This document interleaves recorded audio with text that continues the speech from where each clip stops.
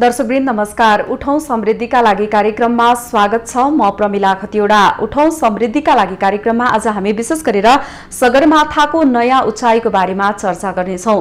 दर्शकवृन्द, नेपालमै पहिलो पटक आफ्नै स्रोत साधन प्रयोग गरेर सगरमाथाको नयाँ उचाइ सार्वजनिक गरिएको छ, जसमा 8848.86 मिटर कायम भएको छ।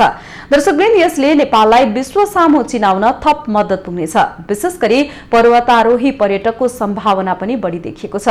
सगरमाथाको उचाइ मापन गर्दा अन्य हिमालहरूको अवस्था कस्तो रहेको छ र अरू हिमाललाई थप चर्चामा ल्याउन के गर्नुपर्छ, सगरमाथाको उचाइपछि थप मजबुत रूपमा नेपालमा पर्यटन क्षेत्रलाई कसरी अगाडि बढाउन सकिन्छ, यिनै विविध विषयवस्तुमा केन्द्रित भएर कुराकानी गर्न गइरहेका छौं। यसका लागि हामीसँग प्रत्यक्ष सम्पर्कमा आइसक्नु भएको छ नेपाल टुरिज्म बोर्डका कार्यकारी समिति सदस्य दीपक महत आइसक्नु भएको छ भने यतिखेर हामीसँग सगरमाथा उचाइ मापन टोलीका प्रमुख हिमलाल गौतम पनि हामीसँग प्रत्यक्ष सम्पर्कमा हुनुहुन्छ। यसैगरी हामीसँग पर्वतारोहण सञ्चालक संघका अध्यक्ष डम्बर पराजुली पनि जोडिने प्रयासमा हुनुहुन्छ भने पर्वतारोहण संघका अध्यक्ष सन्तवीर लामा पनि सम्पर्कमा आइसक्नु भएको छ। यहाँहरू सबैजनालाई कार्यक्रममा स्वागत छ। हजुर, मैले सुरुमा दीपक सरसँग प्रश्न सोध्न चाहे। नेपालमै पहिलो पटक नेपालले आफ्नै जनशक्ति र खर्चले सगरमाथाको नयाँ उचाइ सार्वजनिक गरेको छ। अब यसलाई चाहिँ कसरी हेर्न सकिन्छ? यो धेरै वर्ष अगाडि यो 19औं शताब्दीको समयदेखि नै यसको मापनको लागि विभिन्न खालका प्रयासहरू भए आएका र यसको योभन्दा अगाडि उच्च हिम श्रृङ्खलाको रूपमा धवलागिरी, कञ्चनजङ्घा जस्ता हिमालहरू चाहिँ अगाडि रेकर्डमा आएका थिए। पछि गौतम सरले अझ प्रश्न पार्नुहोला, मेरो विचारमा यो 1852 तिर आएपछि यो 8848 मिटरको उचाइ चाहिँ र त्यसपछि यो पछि गएर यसको चाहिँ नामाकरण पनि चाहिँ ब्रिटिस यो सर्वे जङ्गलको नामबाट यसको चाहिँ माउन्ट एभरेस्ट नामाकरण हुँदै आएको स्थितिहरू चाहिँ देखिन्छ। अब अहिले जुन खालको यो के अरे नयाँ हामीले चाहिँ मेजरमेन्ट गरेका छौँ, यो मेजरमेन्ट हाम्रा लागि एकचोटि फेरि नेपाललाई विश्वमा चिनाउनका लागि त्यसले ठुलो मद्दत गर्ने अवस्थाहरू चाहिँ सृजना भएको छ। किनभने माउन्ट एभरेस्ट टरेस्ट माउन्टेन यसको चाहिँ नयाँ मापन रेकर्डहरू चाहिँ प्राप्त आएको छ भन्ने भन्न छ। यो सबैको जिज्ञासा जानकारीको लागि र जिज्ञासाको लागि चाहिँ यो निकै उपयोगी हुनुभएको कारणले गर्दाखेरि यसले नेपालको मात्रै नभएर नेपालको त अब यसले चाहिँ बढी गराउँछ नै, नेपालको पर्यटनलाई पनि यसले चाहिँ निकै के अरे सेवा पुऱ्याउँछ भन्ने चाहिँ देखिएको छ। हजुर, हाम्रो सन्तवीर सरसँग पनि आइसक्नु भएको छ। सन्तवीर सर, अब जस्तो सरकारले पछिल्लो समय नेपालमै पहिलो पटक सगरमाथाको उचाइ मापन गरेको छ, यसलाई चाहिँ यहाँहरूले चाहिँ कसरी लिनुभएको छ? धन्यवाद। हाम्रा प्रोफेसनल साथीहरूले अघि पनि बोल्नु भएको छ, हाम्रो दीपक सर लगायत अब अरू गौतम सरहरू पनि देखेँ। चाइनाले त पहिला नै गरिसकेको र नेपालले आफ्नो सगरमाथा भएको देशमा गर्नुपर्ने स्वाभाविक थियो र अहिले जुन हाइट बढेको विषयलाई लिँदै हामी पर्वतारोहण सङ्घ र क्लाइम्बर्सको ठाउँबाट भन्नु पर्दाखेरि, पर्यटन व्यवसायको नाताले भन्नु पर्दाखेरि चाहिँ यो दुई देशको बिचमा कम्प्रोमाइज पनि भएको छ र नेपालले आफ्नो सगरमाथा भएको देश भएकोले जुन यसपाल चाहिँ हाम्रो अब सर्भीले चाहिँ जुन नेपालकै तर्फबाट पनि नापेको हुनाले यो विशेषज्ञसँग सम्बन्धित भएको र हिमालमा तलमाथि हुनुपर्छ र हुन्छ भन्ने कुरा त सबैले थाहा छ। त्यसले गर्दामा मेरो आफ्नो भिजन र पर्वतारोहण सङ्घको भिजन चाहिँ दुई देशको बिचमा विशेषज्ञ बसेर गरेको यो जुन चाहिँ हाइटको विषयलाई हामीले एकदम पोजिटिभ सोच्नुपर्छ र यसलाई राज्यले गरेको कुरा र छिमेकी राष्ट्रले अब राम्रोसँग पहिचान गरेको चिजलाई हामीले यसलाई एउटा माइलस्टोनको रूपमा अगाडि बढाउनु पर्छ र यसलाई हामीले धेरै व्याख्या गर्ने भन्दा पनि अब हामीले डिटेलमा यसको क्वेसनको एन्सर भन्दाखेरि पनि हामी विशेषज्ञ होइनौँ। हामी यो हिमाल भएको देशको व्यक्ति भएकोले राज्य र छिमेकी देशले र अन्तर्राष्ट्रिय लेभलमा 1950 मा नापेको कुरा अहिले आएर 2000 मा नापेको 2000 मा नापेर गरेको कुरालाई अन्धर हुन्छ। त्यसले गर्दामा हामी चाहिँ एकदम सकारात्मक रूपले लिएको छ यसको लागि। हजुर, मैले सगरमाथा उचाइ मापन टोली प्रमुख हिमलाल गौतम सरसँग प्रश्न सोध्न चाहे। यहाँहरूले विश्वकै सर्वोच्च शिखर सगरमाथाको नयाँ उचाइ नापेसँगै सार्वजनिक समेत भइसकेको छ। यो अवस्थामा यहाँहरू फिल्डमा जाँदाखेरि यहाँहरूको अनुभव चाहिँ कस्तो रहेको छ, समग्रमा बताइदिनुहोस् न। सर्वप्रथम त सरहरूले यहाँभन्दा अगाडिका सरहरूले हाम्रो दीपक महल सरले हाम्रो सन्तवीर सरले चाहिँ जे भन्नुभयो उहाँहरूप्रति समर्थन जनाए। के भने नेपालको सिमानामा रहेको अथवा हाम्रो सिमानाभित्र रहेको अथवा हाम्रो सगरमाथाभित्र जसलाई हामीले गौरवको रूपमा लिएका छौँ, नेपाललाई अन्तर्राष्ट्रिय स्तरमा चिनाउने केही आइकनहरू छन्।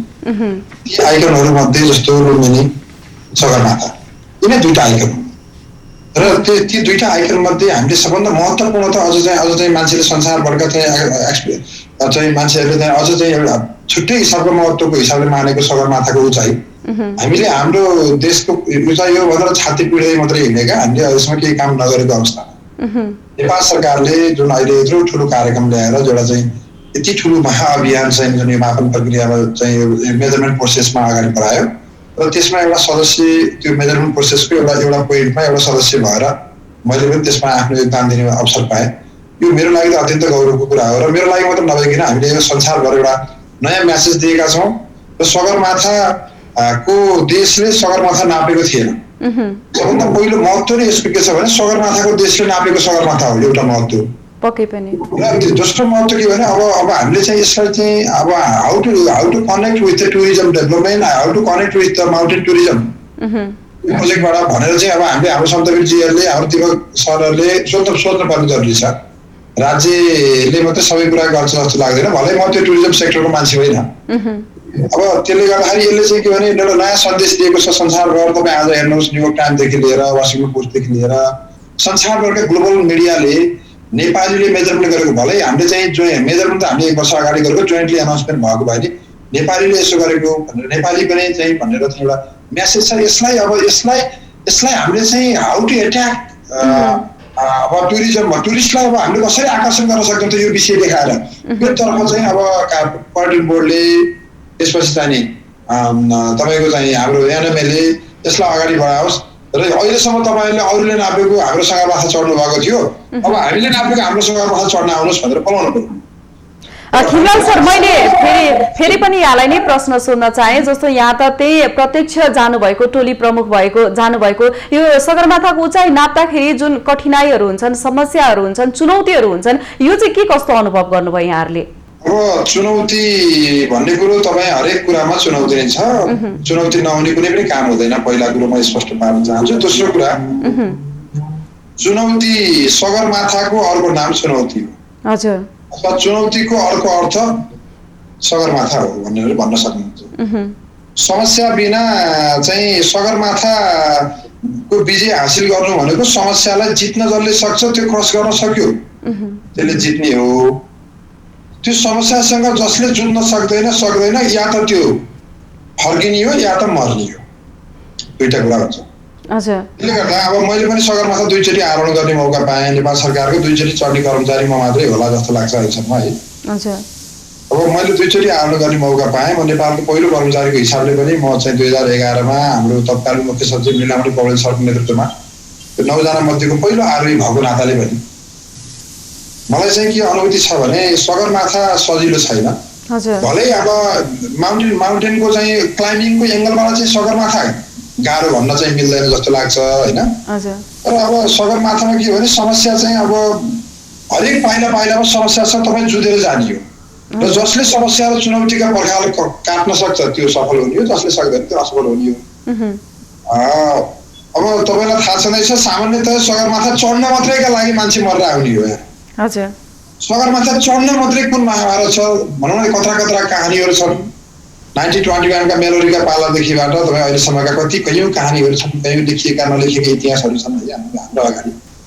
अब यो इतिहासहरूलाई फर्केर हेर्दा सगरमाथा चढ्नु मात्रै कति चुनौतीपूर्ण छ भन्ने कुरो त्यो इतिहासले देखाउँछ भने सगरमाथा नाप्नु चाहिँ महाचुनौती हो। फेरि हाम्रो अहिलेसम्म 11औं पटक मापन गरिएको भए तापनि विश्वमा पहिलोचोटि सर्वेयरहरू आफै पुगेर नापेको पहिलोचोटि नेपालले इतिहास ब्रेक गरेको छ। यो कुरो नेपाल पर्यटन बोर्डले हाम्रो एनएमएलए सरहरूले बुझ्न जरुरी छ कि अहिलेसम्म नापेको उचाइ भनेको सगरमाथामा सर्वेयरहरू जो साइन्टिस्टहरू यो सम्बन्धी हाइट सम्बन्धी काम गर्ने जियो साइन्टिस्टहरू आफै पुगेको रेकर्ड होइन, जसले त्यहाँ साइन्टिफिक चाहिँ मेजर गर्नुपर्छ। अब हामीले चाहिँ क्लाइम्बिङ गाइडहरू हाम्रा आदरणीय शेर्पा दाजुभाइहरूलाई प्रयोग गरेर चाहिँ त्यहाँ पहिला चाहिँ अब यो सिग्नलहरू राख्ने काम चाहिँ त 1980 को दशकपछि यताको मेजरमेन्टमा गरिएको छ है। फेरि पनि यहाँसँग जोडिन्छु। अहिलेको लागि मैले फेरि दीपक सरसँग प्रश्न सोध्न चाहे। जस्तो खिमलाल सरकै कुरालाई आधार मान्दाखेरि नेपालमा विभिन्न समयमा सगरमाथाको उचाइ मापन गरिएको छ। नेपालकै सगरमाथाको मापन गर्दाखेरि पनि 1852 मा ब्रिटिसहरूले पनि सगरमाथाको उचाइ मापन गरेको उदाहरण छन्। 1954 मा भारतीय नागरिक टोलीले पनि गरेको छ। यसैगरी 1979 मा अमेरिकी टोली लगायत भनौँ न नर्वे, चीन लगायतका विभिन्न राष्ट्रहरूले सगरमाथाको उचाइ मापन गरिरहेको छ र यो पछिल्लो उचाइ मापन गरिएको छ। यसलाई निकै नै महत्त्वपूर्णका साथमा पनि हेरिएको छ। तथापि पनि विगतमा पनि उचाइ तोकिएको थियो, विश्वले पनि मान्यता दिएको थियो। फेरि पनि उचाइ तोक्नु चाहिँ कतिको उचित हुन्छ, अनुचित हुन्छ, या कसरी हेर्नु भएको छ यहाँहरूले चाहिँ? यो उचाइ त के हो भन्नु भने पृथ्वीको गर्भस्थलमा आउने विभिन्न खालका परिवर्तनका कारणले गर्दाखेरि पृथ्वीका धरातलहरूका उचाइमा कम वा बेसी भएर जानु अथवा यसका आकार प्रकारहरूमा परिवर्तन आउने कुरा स्वाभाविकै हो। त्यस कारणले गर्दाखेरि चाहिँ अहिले जुन हामीले मेजरमेन्ट गरेका छौँ, पछिल्लो मेजरमेन्ट जसले चाहिँ 0.87 मिटर चाहिँ यसको उचाइ बढेको प्रमाणित गरेको छ। अघि गौतम सरले भन्नुभयो यो एउटा चाहिँ नयाँ के अरे मेजरमेन्ट भयो जहाँ चाहिँ त्यो ट्रिगोनोमेट्रीका सिद्धान्त र त्यसका चाहिँ विधि प्रक्रियाहरू उपकरणहरूलाई प्रयोग गरेर टाढैबाट मेजरमेन्ट गर्नु र यसको चाहिँ धरातलको उचाइ नै टेकेर यसको चाहिँ मेजरमेन्ट गर्नुमा यो नितान्त अहिले चाहिँ एउटा नौलो अभ्यास पनि भएको छ। त्यस कारणले गर्दाखेरि तपाईको जुन प्रश्न छ यो यसरी बेला बेलामा उचाइमा मेजरमेन्ट गरिरहनु उचित हुन्छ र भन्ने कुरो चाहिँ यो त के हो भने प्रकृतिसँग जोडिएको विषय हुनाले प्रकृतिले यसका उचाइहरू तलमाथि पारिदिने भएको कारणले यो पटक पटक यस्ता उचाइ मेजरमेन्ट हुन सक्छन्। भविष्यलाई अहिले हामी तोकेरै प्रेडिक्ट गर्न सक्दैनौँ। भविष्यमा यसको उचाइ घट्न सक्ला अथवा चाहिँ यसको उचाइ अझ बढ्न सक्ला, यसको आकार प्रकारमा परिवर्तन आउला, त्यो समेत पनि सम्भावना छ भन्नु भने अब यो उचाइ मेजरमेन्ट गर्न चाहिँ नमिल्ने भन्ने कुरो त कुरै आएन। यो त आवश्यक नै थियो। हजुर दीपक सर, म फेरि पनि यहाँसँग जोडिन्छु। अहिले म सन्तवीर सरसँग प्रश्न सोध्न चाहे।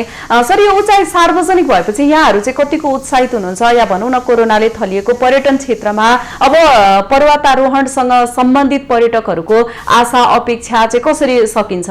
पहिले भन्नु पर्दाखेरि भर्खरै मैले हिजो जुन सरकारले एनाउन्स गरिसकेपछि BBC, CNN लगायत नेपाल पर्वतारोहणसँग चाहिँ union of Asian alpine club र युनियन अफ इन्टरनेसनलबाट धेरै कल आएको छ।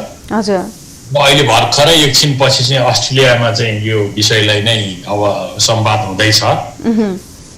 मैले के भने हिजो अब यहाँ त अब प्रत्यक्ष रूपमा गौतम सर त टपमै पुग्नु भएको छ। यो नम्बर 1 यो देशको यो प्रथम पटक नेपालले गरेको कुरा एउटा विशेष माइलस्टोन हो भनेर मैले सायद कुनै पत्रिकामा आइसकेको हुनसक्छ। र अहिले भर्खरै अस्ट्रेलियनको ब्रोडकास्टिङमा पनि म 1:10 बस्दैछु।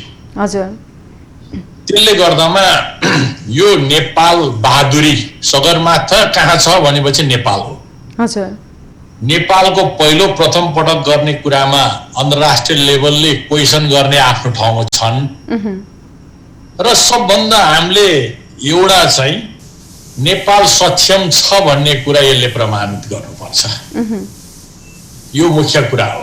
र अन्तर्राष्ट्रिय लेभललाई अहिलेसम्म मसँग जुन कन्ट्याक्ट भएको व्यक्तिहरूलाई यो राज्यले गरेको कुराहरू हो, यसलाई क्लियर कुरा चाहिँ यो नेपालको सबभन्दा गौरवमय कुरा काम हो भनेर मैले भनिसकेको छ। र अर्को कुरा चाहिँ मैले गौतम सरलाई नै सोध्नुपर्ने, अहिले मलाई पनि मसला हुन्छ उनीहरूले किनभने सर्वे गरेर किन यो रिजल्ट आउट हुनुको लागि टाइम भनेर यहाँ क्वेसन टन्न आएर बसेको छ। मलाई एकदम विशेष अब यहाँ महज सर पनि हुनुहुन्छ है, यो इनपुट पनि दिनुहोस्। अर्को कुरा चाहिँ चाइना र नेपाल मिलेर गरेको हो भनेर भनेपछि मैले चाइनाले गभर्मेन्ट टु गभर्मेन्ट भाइलेटरको आधारमा एनाउन्स एकचोटि भएको हो मैले बुझेको अनुसार एउटै टाइममा। तर सर्वे भनेको आफ्नो विचारले गरेको भनिदिएको छु, यो कति ठिक छ छैन गौतम सरले भन्नुपर्छ।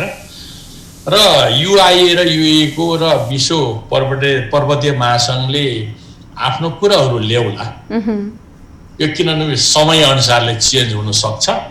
यसलाई सबभन्दा कङ्क्रिटको रूपमा हामीले अरूलाई बताउन सक्नुपर्छ। र यो नेपाल सक्षम छ, सगरमाथा भएको देशले पहिलोचोटि यो चाहिँ नापिएको कुरामा हिस्ट्रिकल कुरा हो। नेपाल गभर्मेन्ट र यी लाइफ हुनुहुन्छ जबकि त्यो ठाउँमा पुगेर नाप्नु भएकोलाई जुन गौतम सरको लिडरसिप थियो यसलाई हामीले सम्मानजनक राज्यले सम्मान गरेर यसलाई विश्वमा कायम गर्नुपर्छ। जस्तो क्वेसन आए पनि त्यसको एन्सर दिनलाई सम्बन्धित निकाय तयार हुनुपर्छ। नेपाल पर्वतारोहण सङ्घ तयार छु। पक्कै पनि खिमलाल सर के भन्नुहुन्छ सन्तवीर सरको कुरालाई? आउने आगामी पर्वतीय क्षेत्रमा के हुन्छ भन्ने विषयलाई अब 1953 देखि सगरमाथा आरोहण सुरु भएको, अझ अबको सर्टिफिकेटमा चाहिँ केही पोइन्ट हाइट भएको ठाउँको सर्टिफिकेट पाउनु पर्दाखेरि अबको आरोहीहरू चाहिँ अझ उहाँहरू चाहिँ सबभन्दा खुसी हुनुपर्छ। सुनमाथि सुगन्ध डायमन्डको रूपमा डेभलप भएको छ। यसले हाम्रो देशको टुरिज्म निकट भविष्यमा सबभन्दा फैलिने छ। र विगतमा आरोहण गरिसकेको व्यक्तिहरू पनि अहिलेको 21औं शताब्दीमा जुन मापन गरेको नापेको हाइटमाथि चाहिँ एकचोटि पाइला चढाउनु र चढ्नुको लागि हौसलाको साथ हामीले मार्केटिङ पनि गर्नुपर्छ, उहाँहरू पनि खुसी हुनुपर्छ। कसैले कम्प्लेन गरेर कसैले घटाएर घटिने कुरो हुँदैन। अब हजुर सर, म फेरि पनि यहाँसँग जोडिन्छु। अहिलेलाई मैले खिमलाल सरसँग प्रश्न सोध्न चाहे। मैले विशेष गरेर सन्तवीर सरले जुन कुरा उठाउनु भएको थियो नेपाल र चीन बीचको सम्बन्धको विषयमा पनि उठाउनु भएको थियो, सगरमाथाको विषयलाई लिएर विभिन्न समयमा विवाद हुने गरेका कुराहरू पनि उठेका थिए। यही प्रसङ्गमा सगरमाथाको उचाइ मापनकै विषयमा लिएर चीनले चाहिँ नेपालको सगरमाथाको उचाइ मापन गर्दा चट्टानसम्म मात्रै नाप्नुपर्ने, तर हामीले चाहिँ हाम्रो हिउँसम्मको उचाइ मापन हुनुपर्छ भनेर हामीले जुन अडान लियौँ त्यही अनुसार नै भयो। यो बीचको कुरालाई अलिकति स्पष्ट पारिदिनुहोस् न। धन्यवाद तपाईँको जिज्ञासाको लागि। सर्वप्रथम त म चाहिँ त्यस्तो कूटनीतिक मान्छे होइन, त्यो चाहिँ म मेरो तर्फबाट म यहाँहरूलाई भन्न नसक्ने कुरा असमर्थता व्यक्त गर्दछु। दोस्रो कुरा किनभने आफ्नो विषय जुन हो त्यो विषय मात्रै बोल्नुपर्छ, त्यो जर्नलिस्ट हुने हाम्रो बानी छ, त्यो राम्रो होइन। जुन मान्छे जुन विषयमा काम गर्ने त्यो मात्रै हो। दोस्रो कुरा के भने अब हाइट मेजरमेन्टका विभिन्न प्रिन्सिपलहरू हुन्छ, विभिन्न प्रिन्सिपलहरू मध्ये हामीले चाहिँ के भने अब यो तपाईँलाई कतिको थाहा छ, अब हाम्रो दिपक सरले त यसो हेरिराख्नु भएको छ, मैले ख्याल गरेँ उहाँले भनाइबाट के हुन्छ भने उचाइ नाप्ने भनेको अब हामीले हिमालको उचाइ नाप्ने हो होइन।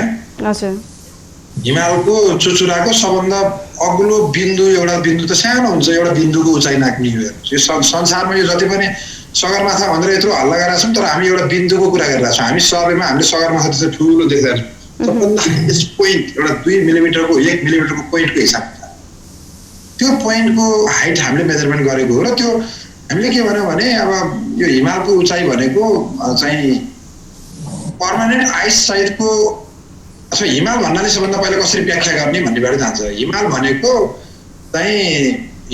पहाडै हो, तर स्थायी हिउँले ढाकिएको पहाडलाई हिमाल भनिन्छ होइन। कहिले कहिले 4000 मिटरका नाम्चे बजार पनि चाहिँ हिउँले अब हिउँतिर त सबै ढाक्छ नि त, सेतो हिउँ पर्दैमा हिमाल त भनिँदैन नि।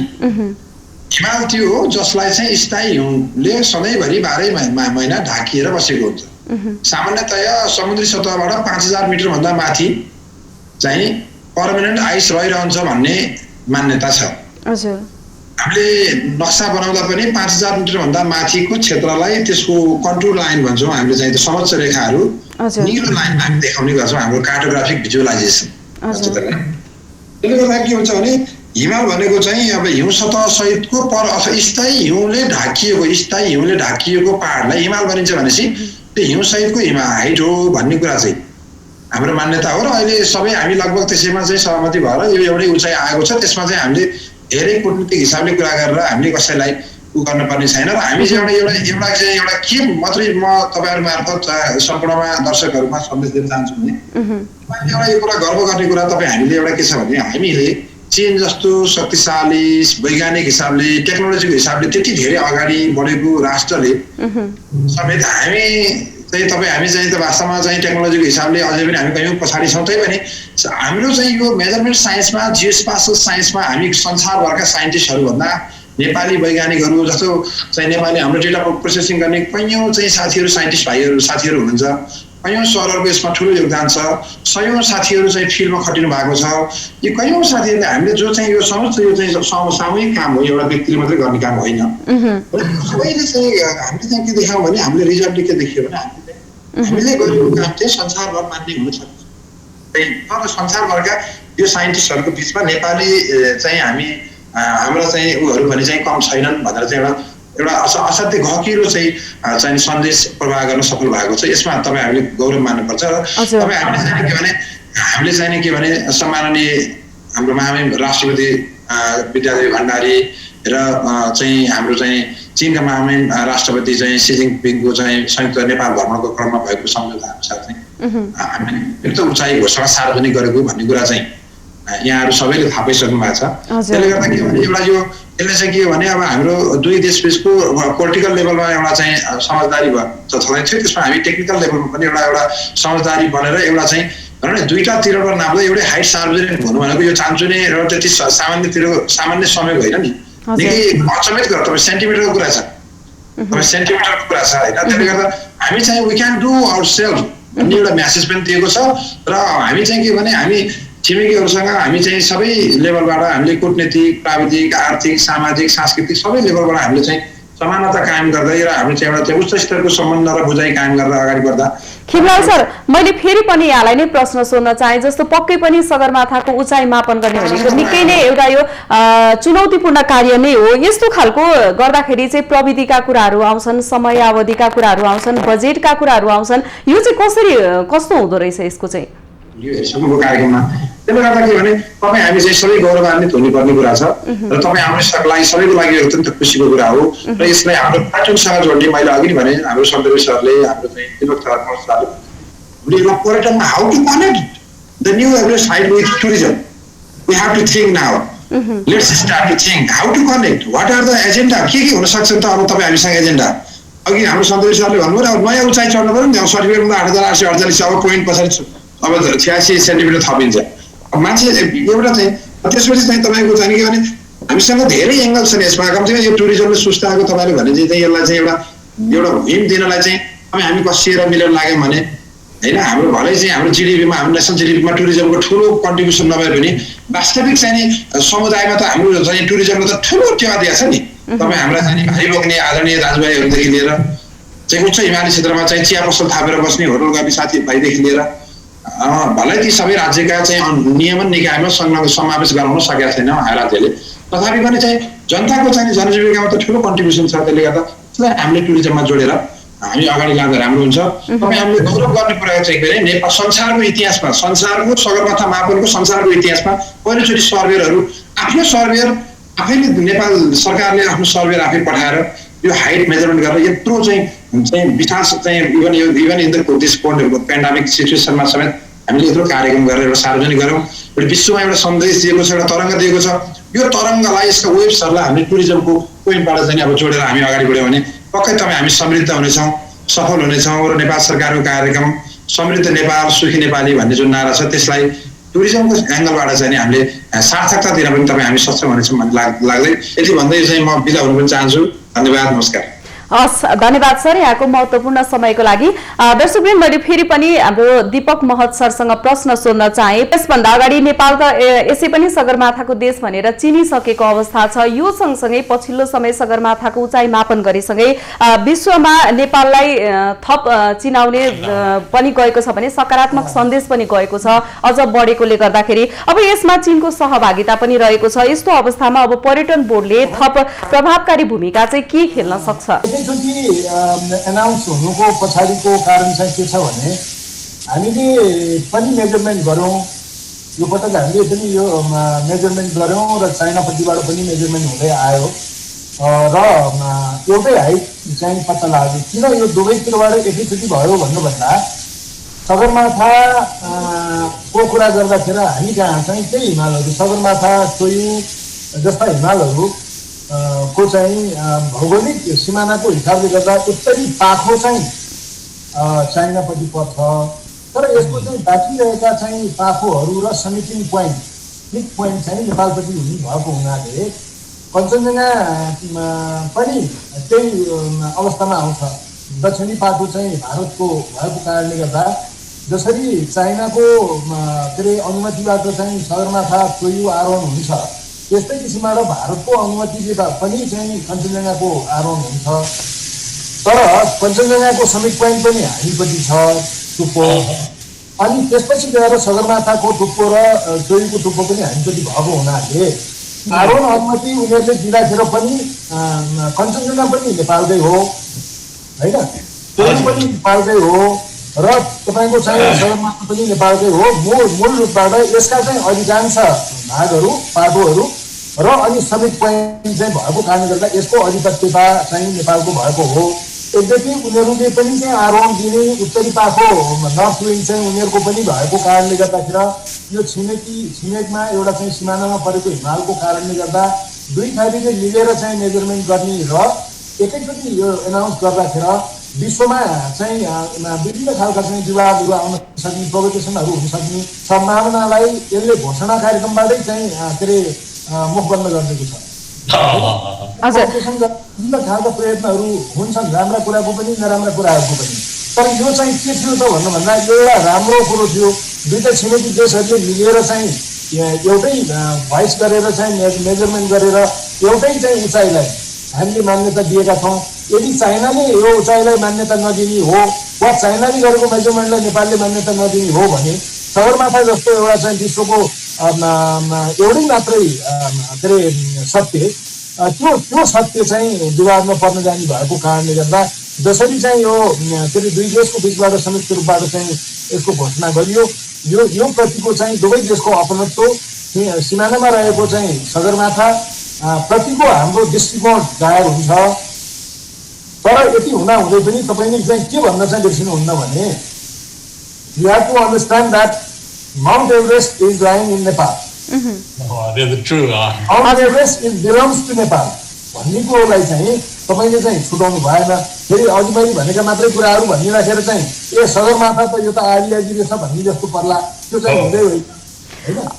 भौगोलिक रूपबाट एउटा पाटो होइन नर्थ विङ चाहिँ उनीहरूको के अरे देशको सीमाभित्र पर्ने कुरो भएको र हामी चाहिँ दुई छिमेकी देशहरू मिलेर यसलाई सगरमाथालाई माउन्ट एभरेस्टलाई चाहिँ विदाउट एनी डिबेट यसलाई चाहिँ हामीले चाहिँ नयाँ उचाइमा के अरे मेजरमेन्ट गरेर प्राप्त भएको नयाँ उचाइलाई चाहिँ घोषणा गरेको मात्रै हो भनेर भनिदिनु पर्ला। अब यो ढिलासुस्ती भएको ढिलासुस्ती भएको कारण चाहिँ के हुनसक्छ भने दुई देशको, यो चाहिँ मेरो एजम्सन मात्रै हो, दुई देशको बिचका कतिपय सम्बन्धहरू काम कारबाहीहरू हामीले चाहेको सोचेको जस्तो तत्कालै नहुने विभिन्न चाहिँ घटनाक्रमहरूले चाहिँ यसलाई चाहिँ असर पार्ने भएको कारणले गर्दाखेरि ढिला भएको हुनसक्छ। एक्लै गर्ने भएदेखि त चाइनाले पनि गरिसक्थ्यो होला वा नेपालले पनि गरिसक्थ्यो होला।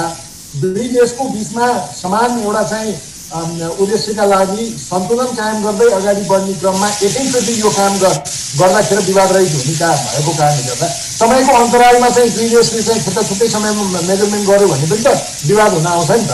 हजुर दीपक सर, म फेरि पनि यो विषयमा प्रवेश गर्नु छ। अहिले मैले सन्तवीर सरसँग प्रश्न सोध्न चाहे, जस्तो कोरोनाको कारण अन्य व्यवसाय ठप्प भए जस्तै यतिखेर पर्यटन क्षेत्र सँगसँगै यहाँकै ट्रेकिङ या पर्वतारोहण सङ्घहरू पनि एकदमै नाजुक अवस्थामा गइसकेको अवस्था कुराहरू पनि आइरहेको छ। यो अवस्थामा सरकारले पछिल्लो समय अन्तर्राष्ट्रिय उडानहरू पनि खुला गरेको छ। अब नयाँ सगरमाथाको उचाइ पनि मापन गरेसँगै अझ झन् धेरै विश्व सामु परिचित हुने सकारात्मक सन्देशहरू पनि गइरहेको अवस्था छ।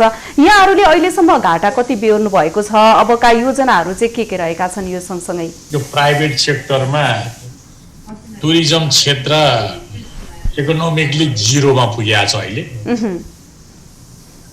जुन कोभिडले थल परेको बेलामा व्यवसायिकले गुहारेको भन्ने र केही सहयोग पाऊँ भनेर नेपाल सरकारलाई नै माग गरेको थियो। नेपाल सरकारबाट चाहिँ केही हुन सकिएन। एउटा दुःखको कुरा, पर्यटन क्षेत्रमा एउटा इम्प्लोइमेन्ट मात्रै नभएर व्यवसायिक नै थल परेको छ। हजुर। र यी चिजलाई यस्तो डिजास्टरमा रोकथाम गर्नुपर्ने एउटा गार्जियनको रूपमा गभर्मेन्टले गर्नुपर्ने थियो। त्यसको रिजल्ट आएको छैन, त्यो दुःख लाग्ने कुरा हो। दोस्रो कुरा, यो इनोभेटिभ कामहरू राज्यले सगरमाथा नापेको छ। विभिन्न क्षेत्र जे प्रमोसन गरे तापनि अहिलेको मेन समस्या भनेको कोभिडको हो। अब नेपालमा टुरिस्टलाई अहिले यतिखेर प्रमोसन गर्नुपर्ने आवश्यक देख्दैन। एक नम्बरमा नेपालको जुन कोभिडको सेफ्टीको लागि सरकारले राम्रो पहल गरेर जुन विश्वमा निस्केको भ्याक्सिनहरू छ त्यसलाई कोअर्डिनेट गरेर आफ्नो नेसनलाई बचाउने काम गर्न सक्यो भने टुरिज्म एकदम सजिलोसँग आउने सम्भवहरू छन्। हजुर। र अर्को देशको अब भर्खरै अब युएसए, बेलायतदेखि चाइना, रसियामा उहाँहरू तयार भइसकेको छ। त्यसको सँगसँगै आफूले त्यो रोकथामको लागि औषधि निर्माण गर्न नसके पनि अहिलेसम्मको मित्र देशहरूसँग समन्वय गरेर सँगसँगै सबभन्दा यो नेसनलाई बचाउनु पर्यो।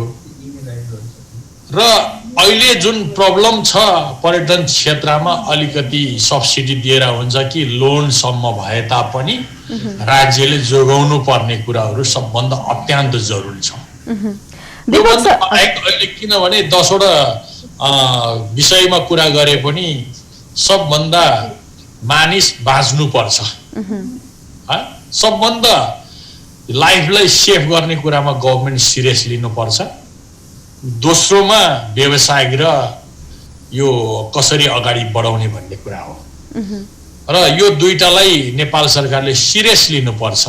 र पर्यटन क्षेत्रलाई कसरी यहाँ चाहिँ यो रोगलाई नियन्त्रण गर्नु सकिएन भने हामीले हवाई जुन चाहिँ अब एयरप्लेन ओपन गरे पनि माउन्टेनमा फ्री रोयल्टीमा चढाउँछु भने पनि हुन सक्ने कुराहरू हुँदैन।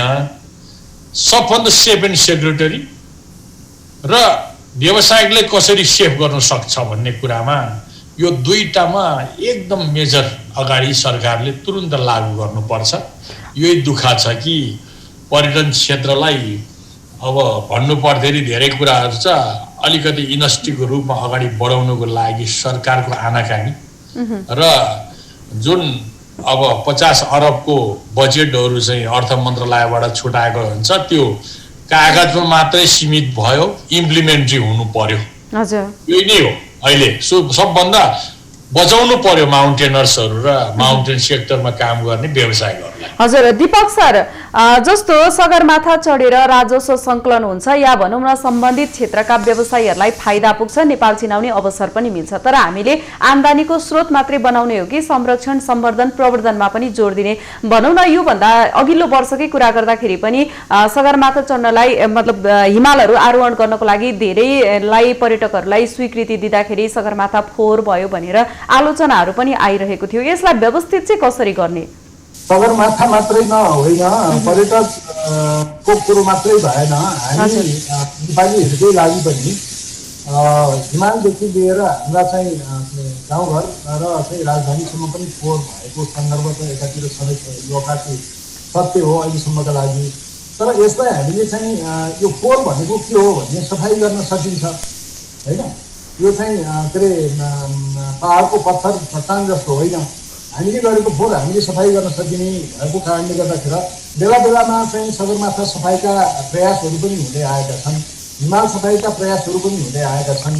र यस अर्थमा चाहिँ यस कार्यक्रमलाई सरकारले र निजी क्षेत्र दुवैतिरबाट अलि बढी चाहिँ अहिलेसम्म जति प्राथमिकतामा राखिएको छ अझ दरिलो प्राथमिकतामा चाहिँ यसलाई राख्नुपर्छ भन्ने मेरो बुझाइ हो।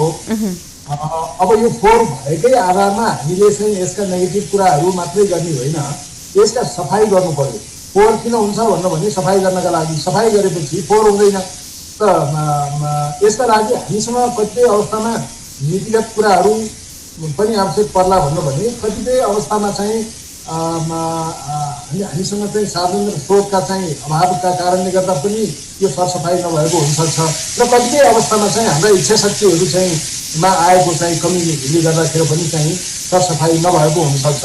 यत्रो सङ्ख्यामा हामीले आरोहण गर्न अनुमति दिएर पठाएपछि एउटा मानव जीवन त्यहाँ मर्नका लागि जाँदैन, कीर्तिमान कायम गर्नको लागि गएको हुन्छ।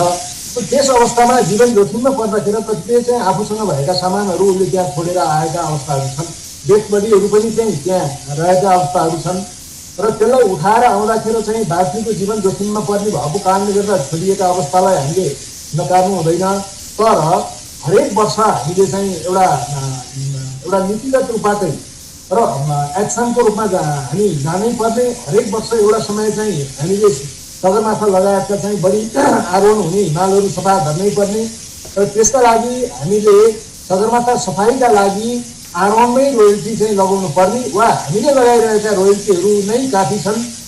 अब थप रोयल्टी लगाउँदाखेरि महँगो पर्न जान्छ भने हामीले प्राप्त गरेका रोयल्टीहरूलाई जुन वर्गीकरण गरेर स्थानीय निकायहरूसम्म पनि त्यसलाई हामीले डिस्ट्रिब्युट गरिराखेका छौँ। अब सगरमाथा सफाइका लागि पनि चाहिँ त्यो रोयल्टी चाहिँ भागभण्डामा पारिनुपर्छ। त्यही अनुसारका योजना नीति र कार्यान्वयनहरू चाहिँ हुनुपर्छ भन्ने चाहिँ मलाई लाग्छ। हजुर सन्तवीर सर, मैले यहाँलाई प्रश्न सोध्न चाहे, जस्तो पछिल्लो समय कुराहरू आइरहेका हुन्छन् मन्त्रालयकै संलग्नतामा चाहिँ पर्वतारोहण सञ्चालक सङ्घ जस्ता संस्थाहरूले चाहिँ विदेशीहरूलाई गैरकानुनी रूपमा जबरजस्ती पैसा असुल्ने गरेका ठगीका घटनाहरू पनि आइरहेका हुन्छन्। यस्ता विकृतिजन्य घटनाहरू नियन्त्रण हुन सकिरहेको किन छैन? एकचोटि फेरि भन्नुहोस् त, तपाईँको क्वेसन डिस्कनेक्ट भयो बिचमा। हजुर, जस्तो पछिल्लो समय मन्त्रालयकै संलग्नतामा नेपाल पर्वतारोहण सङ्घ या सञ्चालकहरूले चाहिँ विदेशी पर्यटकहरूलाई गैरकानुनी रूपमा पैसा असुल्ने ठग्ने गरेका गुनासोहरू बारम्बार आइरहेका हुन्छन्। यस्ता विकृतिजन्य यस्ता कुराहरूलाई चाहिँ कसरी रोक्ने, जसले गर्दाखेरि चाहिँ पर्यटकहरू आकर्षण हुन नसकेका घटनाहरू पनि छन् नि? यहाँलाई यो कुरामा कन्फ्युज भन्नु भएको होला। नेपाल पर्वतारोहण सङ्घ त्यसमा जोडिँदैन। नेपाल पर्वतारोहण सङ्घले व्यवस्थापन गर्ने 27वटा पिकको परमिट मात्रै यहाँबाट इस्यु हुन्छ। यसमा सगरमाथा जस्तै क्लिनली डेली डाटामै निस्किन्छ। यो पर्वतारोहणलाई ठग्यो के भन्ने कुरा चाहिँ अब मन्त्रालयबाट दिएको परमिटमा कसैले के भएको कुराहरू चाहिँ विगतमा मिडियामै आएको हो। सङ्घ मिलेर अब गभर्मेन्ट मिलेर चाहिँ होइन। कतिपय अब फेक कुराहरू निस्केको कुरा चाहिँ अब मिडियामै आइसकेको कुरा हो पहिला। हजुर हजुर। यसमा चाहिँ नेपाल पर्वतारोहण सङ्घ त्यसमा संलग्न हुँदैन। यसमा चाहिँ ट्रेकिङ कम्पनी मार्फतले चाहिँ जुन परमिट इस्यु भएको ग्रुप हुन्छ यहाँ नेपाल पर्वतारोहण सङ्घले गरेको ठाउँमा, त्यसमा चाहिँ क्लियरसँग ट्रेकिङ एजेन्सी र पर्वतारोहण सङ्घले इस्यु गरेको परमिटमा कुनै पनि उहरू हुँदैन, यहाँ क्लियरिङ्स हुन्छ। त्यो पर्वत आरोहण र पर्वत आरोही र पर्यटन विभाग भन्नाले सेक्सनहरू छुट्टै छुट्टै छ। योलाई चाहिँ यो मिडियाले तपाईँहरूले राम्रोसँग बुझ्नुपर्छ। हजुर हजुर, थ्याङ्क यू। दीपक सर, जस्तो नि भ्रमण वर्ष 2020 सकिएपछि पर्यटन बोर्डको भूमिका पनि खासै प्रभावकारी नभएको गुनासोहरू पनि आइरहेको हुन्छ। जस्तै पर्यटन बोर्डले नयाँ पर्यटकीय गन्तव्यका लागि खोजी कार्य के कस्तो गरिरहेको छ, धेरै ठाउँहरू ओझेलमा परेका छन्, के छ अझै खोज्नुपर्ने ठाउँहरू कस्तो कस्तो छन्? भ्रमण वर्ष स्थगित भएपछि पर्यटन बोर्डको भूमिका कमजोर फाइदै हो। किन भन्नु भने जतिखेर भ्रमणवर्ष स्थगित भयो, भ्रमणवर्ष स्थगित भयो भन्नुको अर्थ पर्यटन बोर्ड, पर्यटन मन्त्रालय र पर्यटकीय गतिविधि नै कमजोर भएको चाहिँ के अरे को घोषणा नै हो।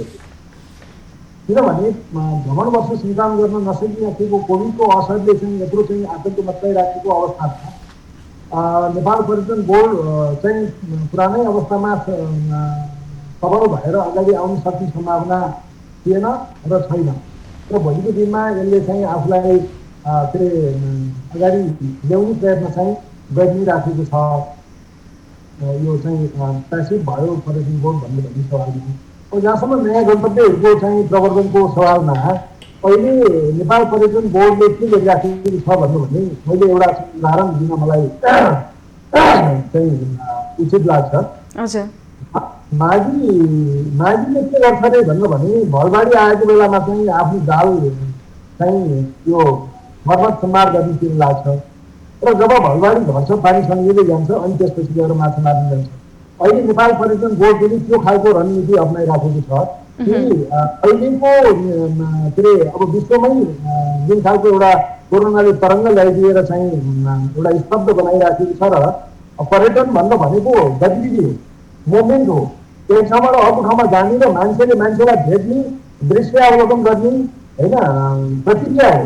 त यो अवस्थामा नि डिस्टेन्स मेन्टेनका कुराहरू आइराखेका छन् एकातिर भने, अर्कोतिर गएर बेरोजगारी त्यहाँ समस्याहरू बढिराखेका छन्, उद्योग व्यवसायहरू ठप्प भइराखेका छन्। मान्छेसँग चाहिँ भ्रमण गर्नको लागि स्वास्थ्यको सुरक्षाको दृष्टिकोणले खतरा त छँदैछ। अब पैसा खर्च गर्ने क्षमतामा पनि रास आइराखेको बेलामा यो स्वाभाविक रूपबाट समस्याहरू चाहिँ आएका छन्। अब नेपाल पर्यटन बोर्डले यसै मौकामा चाहिँ यो माझीले जुन एउटा चाहिँ भलबाढी आएको बेलामा जाल किन्ने गुन्ने कामहरू, मर्मत गर्ने कामहरू गरे जस्तै त्यतिखेर चाहिँ अध्ययन अनुसन्धानतिर चाहिँ जोड गरिराखेको छ। हस् दीपक सर, हाम्रो कार्यक्रमको निर्धारित समय सकिएको छ। यहाँहरू सबैजनालाई कार्यक्रममा आइदिनु भयो, धेरै धेरै धन्यवाद। हस्, नमस्कार। दर्शकवृन्द, उहाँहरू हुनुहुन्थ्यो नेपाल टुरिज्म बोर्डका कार्यकारी समिति सदस्य दीपक महत हुनुहुन्थ्यो भने हामीसँग पर्वतारोहण संघका अध्यक्ष सन्तवीर लामा हुनुहुन्थ्यो। यसैगरी हामीसँग हुनुहुन्थ्यो सगरमाथा उचाइ मापन टोलीका प्रमुख हिमलाल गौतम पनि हुनुहुन्थ्यो। दर्शकवृन्द, विश्वकै सर्वोच्च शिखर सगरमाथाको नयाँ उचाइ सार्वजनिक भएको छ। नेपाल र चीनले विश्वको सर्वोच्च शिखर सगरमाथाको नयाँ उचाइ मापनको संयुक्त रूपमा घोषणा समेत गरेको छ। नयाँ मापन अनुसार सगरमाथाको उचाइ 8,880.86 रहेको छ। दर्शकवृन्द, यो सगरमाथाको उचाइसँगै नेपालको पर्यटन क्षेत्रमा के कस्तो प्रभाव पार्छ र विश्व सामु नेपाललाई परिचित गराउन के कस्तो अवसर मिलेछ, हामीले यही विषयवस्तुमा केन्द्रित भएर उहाँहरूसँग कुराकानी गर्यौं। कार्यक्रमको निर्धारित समय सकिएको छ। म प्रमिला खतिवडा बिदा हुँदैछु। हेर्दै रहनुहोला माउन्टेन टेलिभिजन। नमस्कार।